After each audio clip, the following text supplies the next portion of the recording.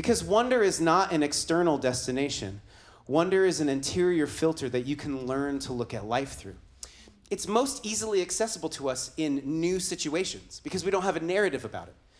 After college, I had this experience where a friend of mine backpacked in Europe for a while, and we bought these train passes. We could hop train to train, town to town. And we had this experience where we'd get off the train and we'd be like, oh my gosh, this is the most beautiful city I've ever seen in my life. And then 2 days later, we'd be like, I'm so bored. Maybe there's another more beautiful city I'll ever see in my life. Like, what happened? Did the city change? No, we got familiar with it. And familiarity is what kills wonder. Familiarity kills wonder. Familiarity is a very helpful tool. I have kids old enough to have sleepovers and stuff, and it takes forever for them to go to bed, but finally they do. They're sleeping out in the living room. We turn off all the lights, and then we're like, oh, I forgot something in the kitchen. I don't want to turn on the lights and wake them up, but I know how to navigate my living room in the dark without stepping my toe, because I'm familiar with my living room, right? Like, that's when it's helpful. Familiarity is not helpful when you've been married a long time and you get bored with your spouse.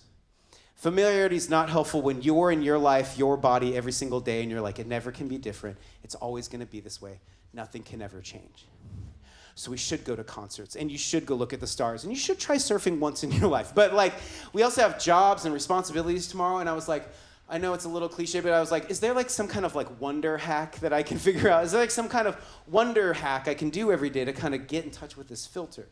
And I started practicing something, and it works. I do it every day. I did it before I started this, and I want to teach it to you. But before we see what that is, we need to look at some art to understand what's happening to us. So this is an artist named Scott Listfield.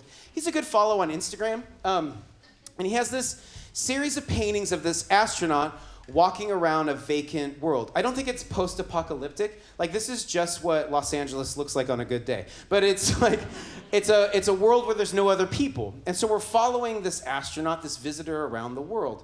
And we're seeing all these things that were left, these kind of artifacts, these remnants. And we're like, yeah, what are these things? Who built these things? Who are these for? Who went there? What are these things?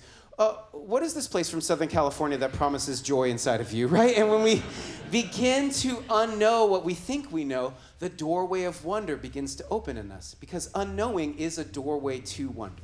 So the practice I want to give to you is, if you can, every day for a little bit, just try to become a visitor to your own life. Try to become like an astronaut of wonder. Now, I was going to do a whole campaign with like hats and shirts and buttons and stuff, but then I found out that astronaut of wonder is the same name as the orgy tent at Burning Man, and I was like, I don't know.